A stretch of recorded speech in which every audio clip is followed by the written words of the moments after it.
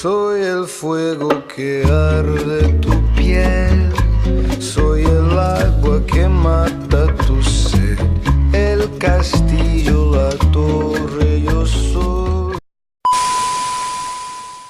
Salut les Vatosokos, j'espère que tout le monde va bien. Voilà une petite victoire pour un petit match. Voilà, moi franchement je suis très déçu du match.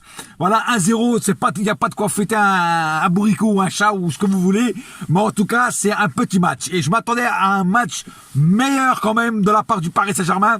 J'ai vu des joueurs qui étaient pas concernés par le match. Pour moi, il y a trois gros flops dans ce match-là. Trois joueurs qui pour moi n'ont pas fait grand-chose ce soir. Et quand je vais vous dire les noms, franchement, vous allez être étonnés parce que c'est des joueurs qui d'habitude sont très bons. Et ce soir, pour moi, ils n'ont pas été bons. Voilà, ils n'ont pas été bons. Alors, je sais pas pourquoi. Je sais pas s'ils ont mangé des raviolis qui étaient pourris ou je sais pas quoi. Mais en tout cas, ils n'étaient pas bons sur le terrain. Et ça m'énerve de voir des joueurs comme ça qui normalement des autres jours sont bons. Et ce soir, ils n'étaient pas là. Ils n'étaient pas dans le match. Et comme je dis, ils sont passés à côté du match, d'un match quand même important parce que c'est un match pour la qualification du Paris Saint-Germain en huitième de finale. Donc c'était un match important, même si c'était contre Bruges. Et je vous l'avais dit que Bruges, c'était une équipe, dans ma vidéo de pré-match, c'est une équipe qui joue au football. C'est pas une équipe qui ferme le jeu. C'est une équipe qui s'ouvre, qui ne met pas le bus, qui joue le football, voilà, et qui est là pour prouver que c'est une bonne équipe et qui est là aussi pour marquer des buts et qui est là pour gagner les matchs. Et ils l'ont prouvé encore ce soir. Voilà, ils ont fait, moi je trouve qu'ils ont fait même un meilleur match que nous. Voilà, même s'ils ont perdu, ils ont fait pour moi un meilleur match que nous, pardon. Parce que leurs joueurs, ils ont sorti leur couilles, ils ont mis leur maillot, et par rapport aux autres qui n'ont pas vraiment fait leur taf. Je parle surtout de 3 joueurs qui n'ont pas fait leur taf. Alors bon, on a gagné quand même 1-0, c'est pas beaucoup, mais bon, l'important c'est quand même la victoire. Alors je vais tout ça attaquer le cas par cas, et évidemment je vais commencer par le gardien qui pour moi, et celui-là je vais le mettre comme homme du match, c'est Navas. Alors Navas, franchement je t'aime Navas, je t'aime parce que tu nous as fait deux, trois beaux arrêts pendant le match, mais en plus le penalty mon frère, mais le penalty. Tu es un dieu, mon frère, un dieu vivant. Je vais t'appeler Jules César. Mais le Jules César des gardiens, mon frère. Ah ouais, tu es Jules César, tu es Galgula, tu es Néron, tu es tout ce que tu veux. Tu es un empereur ce soir. Tu nous as sauvés d'un match nul. Et franchement, ça fait plaisir. Et voilà ce que j'avais dit. Ça, c'est un gardien. Ça, c'est un top gardien. Ça, c'est un vrai gardien. Ça, c'est un gardien qui sait ce qu'il fait. Voilà. Et grâce à Dieu, il est au PSG. Et il est là. Il est au Parc des Princes. Il est au Paris Saint-Germain. Et ça, c'est fantastique. Un grand gardien. Keylor Navas. Retenez son nom. Parce qu'il va nous en faire encore des belles comme ça. Vous allez voir. Ok, il va nous faire peut-être 1 ou 2 boulettes de temps en temps. Je n'ai pas le contraire comme il a fait contre Dijon. Mais après, t'as vu, il se rattrape bien. Voilà, il se rattrape bien. Il nous arrête un penalty. Et franchement, ça, c'est merveilleux. Et je vais mettre ce mec comme homme du match parce que c'est le seul vraiment qui a eu des couilles, qui a bien joué et quand on a eu besoin de lui, il était là, il était présent. Voilà. Donc, Keylor Navas, extraordinaire ce soir. Dagba, le petit Dagba a fait son match. Il a fait, moi je trouve qu'il a fait un bon match dans l'ensemble, très concentré, voilà. Et je trouve que Dagba de match en match, il est de mieux en mieux. Voilà. Franchement, c'est une bonne doublure à Meunier. Voilà, moi c'est ce que je trouve. Après, bon, peut-être qu'il y en a qui sont pas d'accord avec moi, mais je trouve que Dagba de match en match, il me séduit. Il me séduit du côté positif. Et ça fait plaisir. Voilà. Thiago Silva ce soir, comme d'habitude, le monstre énorme. Il nous a fait du Thiago Silva. Il y a rien à dire sur ce joueur. Hein. À 35 ans, le mec, il est toujours là, quoi. Voilà. Et ça fait plaisir aussi, quoi. Voilà. Un autre guerrier qui était sur le terrain, Bernat. Encore un qui j'ai rien à lui reprocher parce que il a fait du Bernat. Il a fait le Warriors.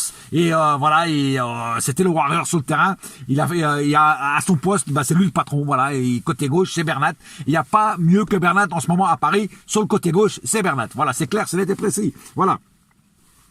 Alors, par contre, il y en a un qui m'a déçu un petit peu. Je vous dis franchement. Non, attends, je suis pas encore arrivé. Attends, je voulais avancer, je voulais mettre la charrue avant les bœufs. J'avais oublié Kipembe. Kipembe a fait un match, on va dire moyen. Moyen dans le sens, il était discret ce soir. Voilà, c'était un Kipembe qu'on a vu moins. Voilà, c'est pas qu'il a mal joué, c'est qu'on a vu moins. Voilà, s'il était un peu plus discret. D'habitude, Kipembe, on le voit plus. Ce soir, il a été un petit peu Tortue Ninja, tu vois, mais Tortue Ninja pas dans le combat. Tortue Ninja camouflé, tu vois, dans sa coquille, quoi. Voilà. Mais bon, il a quand même fait un bon match. Voilà, j'y arrive. Premier flop pour moi, c'est au milieu et c'est Marquinhos. Voilà, Marquinhos ce soir, je trouve qu'il n'a pas été là. Il n'était pas dans le match. Alors il y a peut-être qui sont pas d'accord avec moi, mais ce soir Marquinhos, je l'ai trouvé très moyen par rapport au match qu'il nous fait d'habitude. Voilà, je vous le dis franchement. Donc très déçu de Marquinhos. Après évidemment, Marquinhos, il loupe très peu de matchs. Je vais pas non plus lui tomber dessus comme un arbre qui tombe quand il se fait couper. Je vous dis franchement, Marquinhos, ce soir, il était pas terrible, mais dans les autres matchs, il est là. Donc voilà. Mais c'est quand même rare de le dire. Ce soir, c'est pas au top, Marquinhos. Deuxième flop, décidément, c'est au milieu, Gay. Voilà, Idrissa Gueye, ce soir, je l'ai pas trouvé au top non plus. Alors oui, je sais, il y en a qui vont me dire, il revient de blessure, et patati et patata. Ok, pas de problème, je suis d'accord avec vous sur ce point-là. Mais ce soir, Idrissa Gueye, il a loupé son match. Il était à côté de son match. Il n'était pas le Idrissa Gueye qu'on a l'habitude de voir sur le terrain. Le mec qui court dans tous les sens, qui a 3 poumons, qui a 4 jambes, qui a je sais pas combien de bras et de jambes. Voilà, ce soir, il n'était pas au top. Voilà, et, j'ai trouvé vraiment très faible ce soir Idrissa Gueye. Voilà, on va attendre qu'il récupère qu'il revienne à son rythme en tout cas. Par contre, Verratti, lui, c'est du Verratti, il reste toujours énorme. Verratti, c'est la machine italienne, c'est le Chardasso italien, c'est l'étalon italien, Rocky Balboa. Et quand il te met une gauche, le mec, tu restes sur le carreau, tu restes sur le tapis. Et c'est comme ça. Et voilà, Verratti, je le compare à Rocky Balboa parce que quand il combat contre Gulberland ou Apollo Creed ou Dolph Lundgren, il les met KO. Et Verratti, il met KO tout le monde. Et c'est comme ça, c'est lui le patron au milieu. Et c'est comme ça, ce soir, c'était lui le patron au milieu. Comme là, juste le petit accroche de Verratti ce soir, c'est le petit carton jaune qu'il aurait pu éviter. Mais dans un sens, il s'est sacrifié pour l'équipe parce que le joueur de Bruges allait au but. Donc, il s'est un petit peu sacrifié. Donc voilà, c'est pour ça que je vais pas trop lui en vouloir pour son petit carton jaune. Voilà, en tout cas, Di Maria avait un carton jaune aussi. Il en a pas pris, c'est bien. Comme ça, il pourra jouer les prochains matchs. Justement, je parle de Di Maria, autant parler de Di Maria tout de suite. Di Maria, je trouve que ça a été le meilleur attaquant, voilà, ce soir. Il a proposé beaucoup de jeux, il a percuté à l'avant, il a beaucoup de vitesse. Il a été beaucoup de fois tailladé par l'équipe adverse. La preuve qu'il était souvent par terre en train de se plaindre. Mais voilà, pour moi, ça a été c'est le meilleur attaquant parce que c'est lui qui a proposé le plus de jeux pour Paris. Voilà, je trouve que les autres étaient un petit peu absents. Lui, il a proposé plus de jeux que les autres attaquants. Voilà, je trouve que pour moi, c'est un des meilleurs attaquants ce soir du côté parisien. Icardi, voilà, renard des surfaces, touche 2 ballons, un but. Qu'est-ce que je veux dire sur Icardi? Icardi me séduit de plus en plus. Icardi va rester à Paris, je pense que oui, parce que par rapport à l'interview qu'il a donné sur RMC, apparemment, il kiffe Paris, il va sûrement rester à Paris, et ça, c'est extraordinaire, parce que voilà, tu payes 70 millions pour un attaquant de cette classe. 70 millions, c'est donné au prix du mercato en ce moment, c'est donné 70 patates. Donc il faut tout de suite sauter sur l'occasion avant qu'il change d'avis. C'est Icardi, il reste à Paris, ça rime en plus, donc il faut le garder. Et enfin, je finis par Mbappé, et ça sera mon 3e flop. Mbappé ce soir, complètement à la ramasse, aucune percussion, aucune envie, aucun rien. Tu vois, j'ai même plus de mots pour se dire que ce soir, Mbappé, il a fait que du caca. Du cacadois, mon frère. Voilà, c'est clair.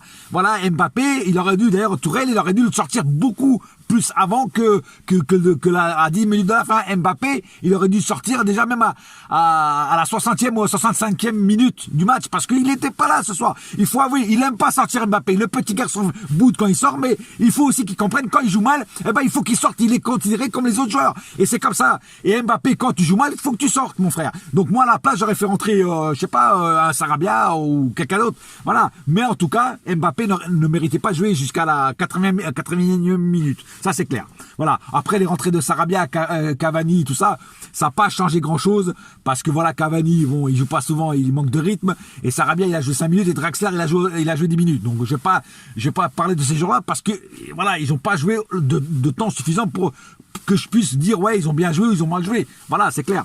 Voilà.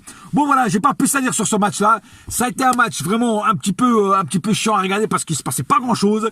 Comme je vous ai dit, je m'attendais à un match plus intéressant à regarder, avec plus d'action, plus voilà. Moi, je savais que ça allait quand même être un petit peu dur parce que comme je disais, Bruges joue au football, mais quand même avec la classe de nos joueurs, avec le talent de nos joueurs, j'aurais pensé qu'on serait un petit peu plus baladé sur ce match. Malheureusement, ça s'est pas fait. C'est ça, le foot, la science du foot est inexacte et encore ce soir, ça a été prouvé que ça a été inexact. Voilà. En tout cas, on se retrouve pour le prochain voiture, pour le prochain match du Paris Saint-Germain. Et en attendant, évidemment, comme d'habitude, un seul cœur, un seul club. C'est Paris ma gueule. Yes my friend. Et la saga continue. Et au passage, on est qualifié pour les huitièmes de finale vu qu'on a gagné contre Bruges. Mais si on veut finir premier du groupe, il faudra gagner contre Galatasaray au prochain match. Voilà, sur ce, bisous et on continue. Bouya!